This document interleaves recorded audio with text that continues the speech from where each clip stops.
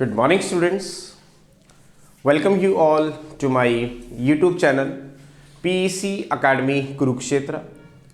My dear students, today I am here to discuss the most important lesson, the lesson number 20 of Unit 6 Gravitation.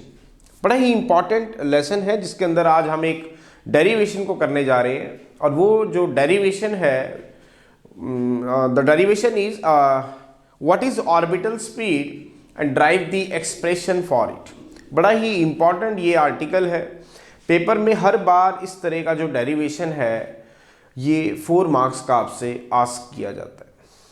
तो my dear students, जैसा कि मैं पहले भी आपसे discuss कर चुका हूँ कि जो यूनिट 6 ग्रेविटेशन क्लास 11th का जो ये यूनिट है ये बड़ा ही इम्पॉर्टेंट है from your examination point of view और इसमें से नियर अबाउट 15 मार्क्स का पूछा जाता है, इसलिए मैंने इस पूरी यूनिट को 25 लेसन में डिवाइड किया है। 19 लेसन्स मैं ऑलरेडी डिलीवर कर चुका हूँ और अपने यूट्यूब चैनल में मैं उसे ऑलरेडी डाल चुका हूँ। दिस इज़ लेक्चर नंबर 20, बड़ा ही इंपॉर्टेंट है जिसके अंदर आज हम एक डेरिवेशंस करेंगे और पेपर में जो इस तरह के डेरिवेशंस है ये डेफिनेटली आस्क किए जाते हैं। That's why I am here making the video on this derivations of this article and as early as possible I will upload this video on my YouTube channel PEC Academy Kurukshetra. So from there you can download the video and see and learn how we have to attempt these types of articles if it will asked by the examiner in your final exam. तो चलिए start करते हैं आज के इस lesson number 20 को, जिसके अंदर आज हम डिस्कस करेंगे व्हाट इज ऑर्बिटल स्पीड और इसका डेरिवेशंस। माय डियर स्टूडेंट्स, मैं पहले भी बता चुका हूं कि ऑर्बिटल स्पीड बेसिकली क्या होती है। It is the minimum speed required to put the satellite into its given orbits around the earth. मैंने लेसन नंबर 19 में आपसे ये डिस्कस किया था कि ऑर्बिटल स्पीड क्या होती है और कैसे एक सैटेलाइट को ऑर्बिट के अंदर सेट किया जाता है अराउंड द अर्थ। तो उसी का ही आज हम एक डेरिवेशन निकालने जा रहे हैं कि क्या ऑर्बिटल स्पीड होनी चाहिए to put the satellite into its orbit around the earth. So what is orbital speed? It is the minimum speed required to put the satellite into its given orbit around the earth. क्या definition है इसकी orbital speed की?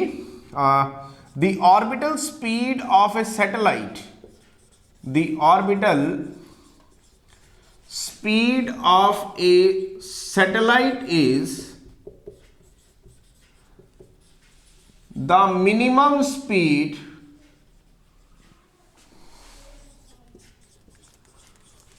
required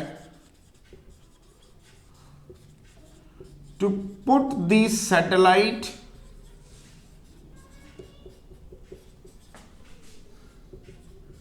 into its given orbit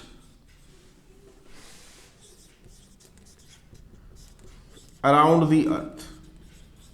means earth के surrounding में अगर हम बात करें तो एक ऑर्बिट के अंदर सैटेलाइट को वहां पर हमें पुट करने के लिए, मीन्स वहां पर इंसर्ट करने के लिए जो मिनिमम स्पीड हमें देनी पड़ेगी, that is called orbital speed. It is the minimum speed required to put the satellite into its given orbit around the earth. कि वो मिनिमम स्पीड, मतलब वो मिनिमम स्पीड जिससे हम सैटेलाइट को अर्थ की जो सराउंडिंग एक ऑर्बिट के अंदर सेट कर सकें, that is called orbital speed.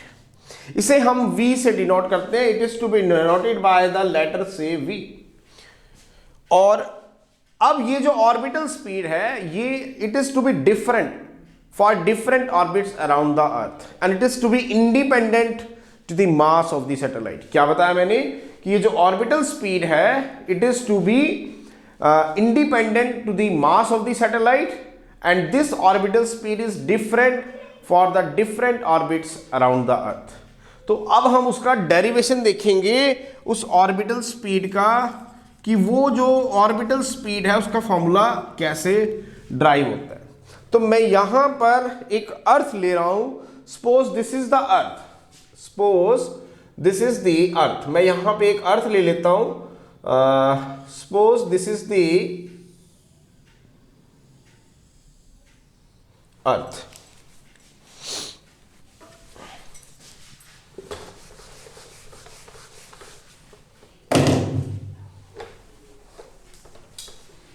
मैं यहां पे अर्थ ले रहा हूं,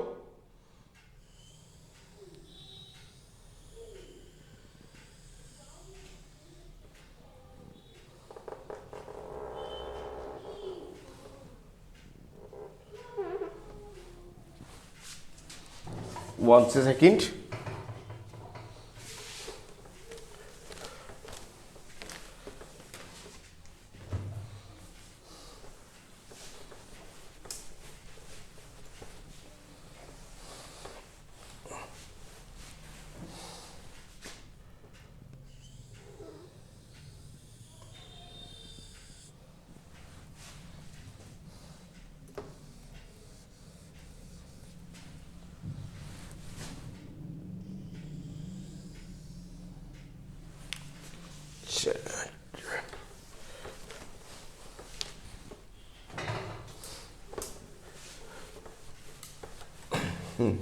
चलिए मैं दोबारा बना देता हूं। Let us consider the earth.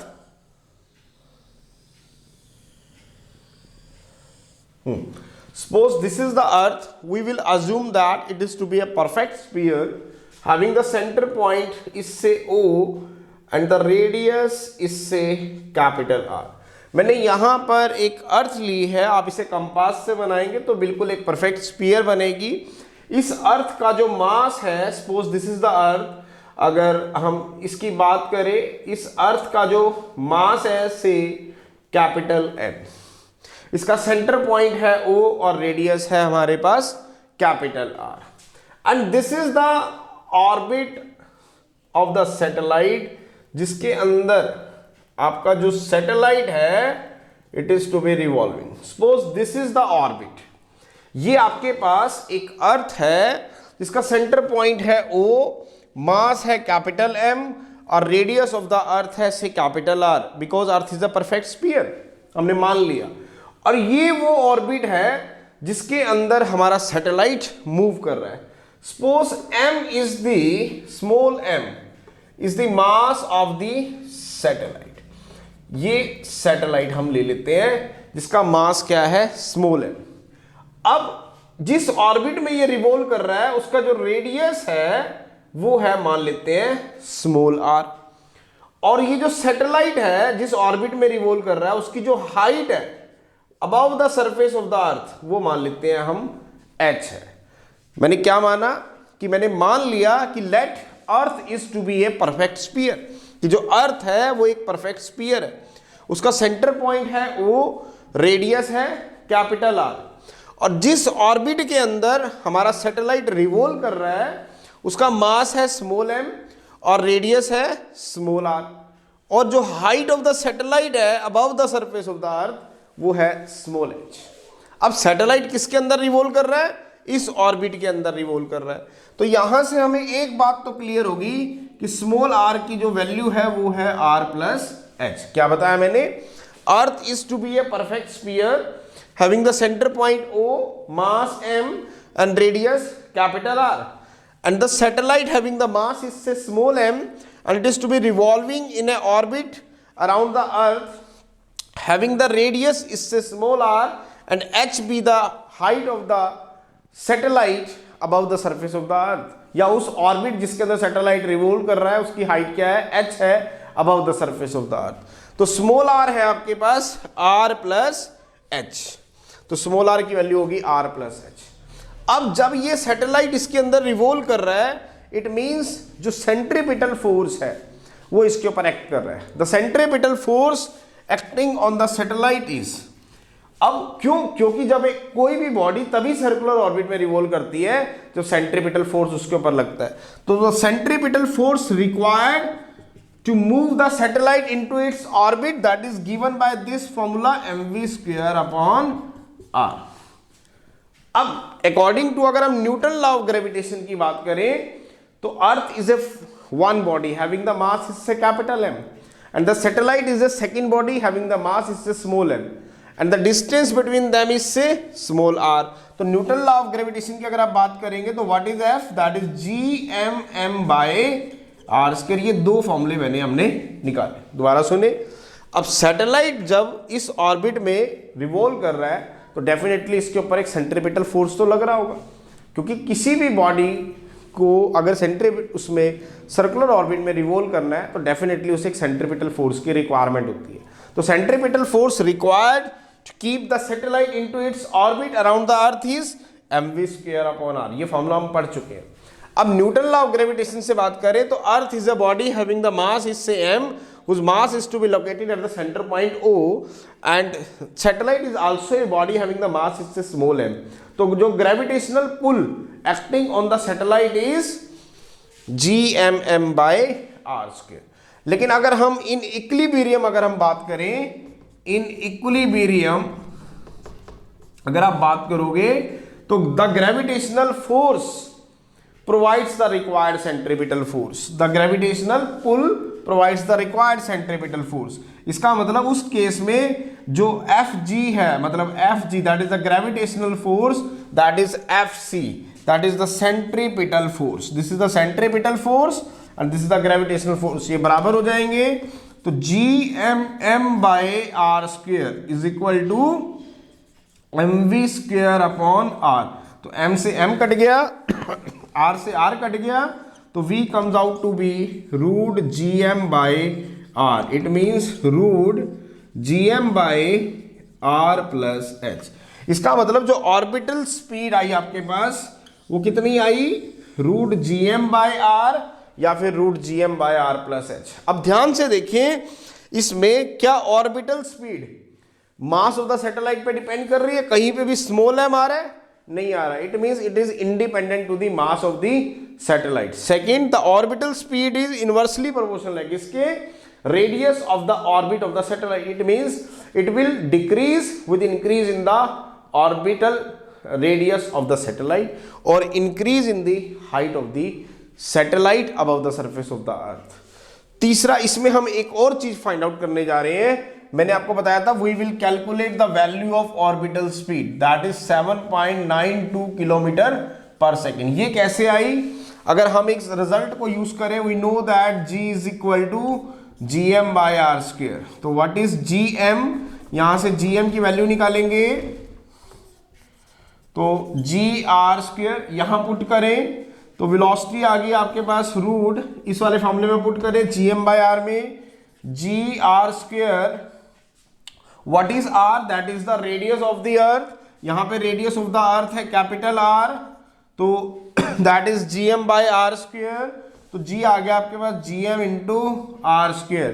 यहां पुट करेंगे तो वेलोसिटी है आपके पास √gm/r + h। What is gm? That is gr²/r + h। तो वेलोसिटी होगी आपके पास r√g/r + h। अगर हम ये मान के चले let h be the height of the satellite above the surface of the earth, if h is less than r then h + r is approximate equal to r। तो यहां पुट करेंगे तो v is equal to r√g/r। It means √gr। अब √g की वैल्यू रखें, what is the value of √g, that is 9.8 meter per second। what is the value of capital R, radius of the earth, 6400 kilometre. इसको metre में change कर लेंगे and after solving this the value comes out to be 7.92 kilometre per second. So this is the orbital speed, minimum speed which is required to put the satellite into its given orbit around the earth. This is the derivation of the article what is orbital speed and what is the formula how you can derive it। बड़ा ही important ये question था, paper में इस तरह के question जो है वो 4 मार्क्स के आपके डेफिनेटली आस्क किए जाते हैं, तो आपको इस तरह के क्वेश्चंस अटेम्प्ट करने में प्रॉब्लम ना आए। That's why I am here making the video on this question and as early as possible I will upload this question or upload the video of this lesson as early as possible on my YouTube channel PEC Academy Kurukshetra. So from there you can download the video and see and learn how we have to attempt these types of questions if it will asked by the examiner in your final exam. So at last my dear students, again I am saying if you like my videos, like my work, like my effort, then please don't be forget to subscribe my channel. My channel is PEC Academy Kurukshetra. तो अंत में मेरे प्यारे विद्यार्थियों, अगर आपको मेरा काम पसंद आ रहा हो, मेरे वीडियोस, मेरा चैनल, मेरे एफर्ट्स अगर आपकी प्रॉब्लम को सॉर्ट आउट करने में आपकी हेल्प कर रहे हो, तो प्लीज़ मेरे चैनल को सब्सक्राइब जरूर करें। My channel is PEC Academy Kurukshetra. धन्यवाद। जय श्री कृष्णा, जय गुरु जी।